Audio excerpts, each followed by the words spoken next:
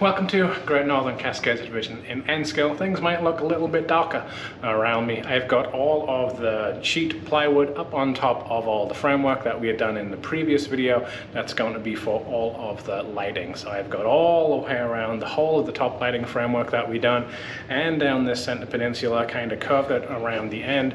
And so now I'm ready to actually start putting in the LED lights that will then bring some light back to that third deck, and you'll start to actually see what it's going to hopefully look like. So hopefully you enjoy this one. Do subscribe and like and follow along so you can keep track of progress.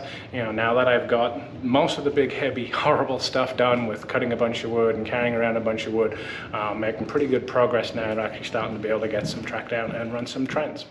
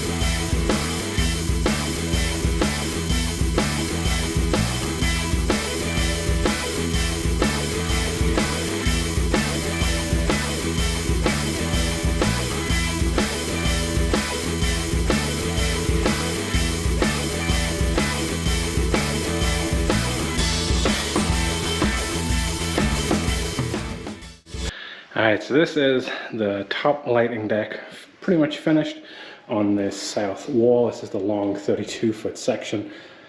So on the inside, you can just about see that there are holes, just one hole drilled right the way at the front of those cross pieces. That'll be so that I can run a little bit of a DCC line so that we can put up 00 HO gauge track and kind of run that around just for a little bit of something different, just so I have somewhere where I can at least run some of that larger British 00 gauge and then some of the American HO rolling stuff that I have. The tops then, I saw in the time-lapse video cutting those. That ended up being the same 11 32-inch yeah, the 1132 inch that I went for 3-ply, and so I think when I had done the front it was 1532 inches on here, the tops are then 1132 inches. I looked at doing like 3 mil or 5 mil, which is about 1/8 or 1/4 inch, but price wise it was actually going to be more expensive than going for the 1132 inch, which is about, I don't know, it's 8 millimeters maybe, something like that. Got one little nail that kind of popped through on the side there that need a cut, and one more down there, but otherwise just used a nail gun, just an electric nail gun, just to quickly fire those through rather than trying to put screws through, because this is so thin along the front here. Didn't want to try and put screws through and then end up ripping it. So a couple of those nails that I'll trim off, otherwise much quicker, easier to go through and just whack it with a little nail gun like that. So other reason why I kind of went for the 1132 inches is because that's probably what I'll end up using for the road bed, a combination of 1132 and then the 1532 inch, just so that it's somewhat thick, and that's going to get cut into strips. So it's all, this is going to be a raised road bed, so we'll have pieces that'll come up, and then we'll have strips of plywood that'll kind of wind their way around as I want the actual track to go, and so it'll be that 1132 or 1532 inch that I'll end up using for that. So I had, you know, some amount of offcuts, and so I thought, well, if I end up doing 3 millimeter or 5 millimeter, 1/8 or 1/4 inch up on top there, then that's just kind of a bunch of scrap material. I'm not quite sure what I would use it for, so I'm hoping I can at least balance out some of the cost of that by being able to use it for the road bed. So kind of happy with how it looks. It does make this look a lot darker. It sounds stupid, but you know, the can lights up in the ceiling here, you know, we're putting out, you know, good amount of light with how many I have down here, how many I have spaced. Now that this top's on, it's just like, okay, now you can see that the light, the LED light strips themselves will run probably about 3 inches, 4 inches back. That'll cast enough light, and then we'll have the same 3 inches back or so casting some light down now, and you'll start to be able to see how it's going to illuminate. So I have a bunch more of these cut ripped strips of plywood to now lift up on top and nail gun down. I'm going to just make my way around and then come back and check it out and see how it's done when it's finished. Alright, so this is now the rest of those tops done, except the end 8 feet of this center peninsula, because what I need to do out here is now kind of build out the framework the same that we have on these 3 levels. Not quite as many crisscross pieces, it doesn't have to carry the weight, but what you'll see is the kind of, you know, at the moment it's kind of an angle. What will actually happen is the fascia will curve, and it will curve around here and go back. So I need to kind of build out that part next. So again, this other section is open up, but otherwise all the tops down here are done. So around here especially, it does start to make things a little bit darker, which is kind of what I was expecting, just with the placement of the lights, but the placement of the lights were more for the room, and when the layout lights are in, it'll be fine. So this is all now done. I've got to trim a few of the nails. There's one that came through there, and then on some of the support pieces there's a couple where I missed them trying to come down on top. Someone will ask, it was just 18 gauge nails. These boys right here, a few things that you'll see that isn't Ryobi. Dual 18 gauge nails, and then just run it through an electric nail gun. And again, like I had said before, that was more just to make sure that I wasn't going to end up basically just splitting apart the wood that's along on the front there. Weight wise, I'm a little surprised. Like, one of the things that I talked about in the previous video and why I'd been looking more at doing 3 millimeter or 5 millimeter plywood was I didn't want to put too much weight on the top, because they're basically just freestanding. They're drilled into, anchored into the walls, but there's no like brackets that come out to hold them. Part of that was because, again, it was intentionally designed so it wasn't 2 feet deep. This one I think is 20 inches deep in total, and the south wall, hanging out over there, the south wall was 16 inches deep. This one in the middle is also 20 inches on each side, and so again, that was somewhat designed so that hopefully it wasn't going to need any supports. These ones can be that little bit deeper because it can anchor into the corner of the wall, it can anchor into the center peninsula. That long one down all the way on the end, that 32-foot section, there's no supports on there at all. But actually with that 1132 inch plywood, that 3-ply plywood, The whole sheet is a little bit heavy, but once you cut them down to, it was actually 15 3/4 inch on that south wall, it's fine. And then certainly on all of these framework pieces, that plywood works just fine. And it does then give a little bit more of a stable base when I put down that edge-shone double oak edge line on the top as well. So next job, starting to get tired, next job is to then kind of frame out that end of the peninsula, get the two boards on here, and then also then cut that rounded section that will go on the end.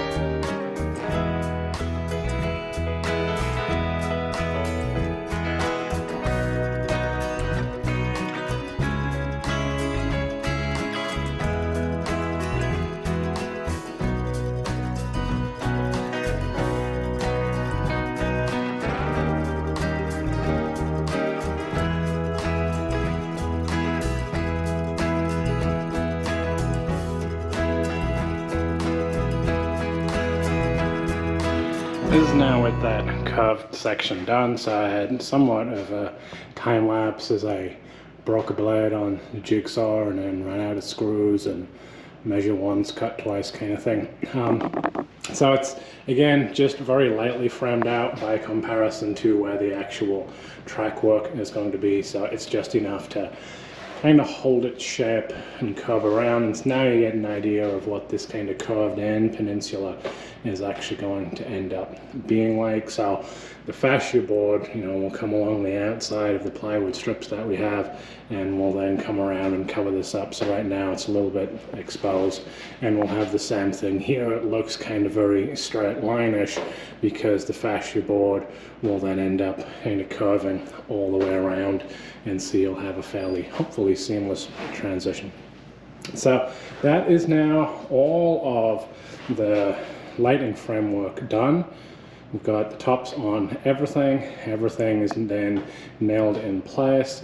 It does make it a little bit darker, like I said, because it's now cut out those can lights up in the ceiling.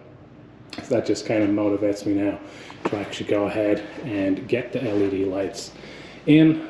Again, just going to start out with that upper deck, one, because of the cost of it, and two, want to make sure that they're the right lights that I want. But now I think, even with it being darker, it does kind of now start to give it a little bit more of an enclosed feeling, starting to get a little bit of a better idea of what it is going to look like in terms of starting to now really kind of create that scene.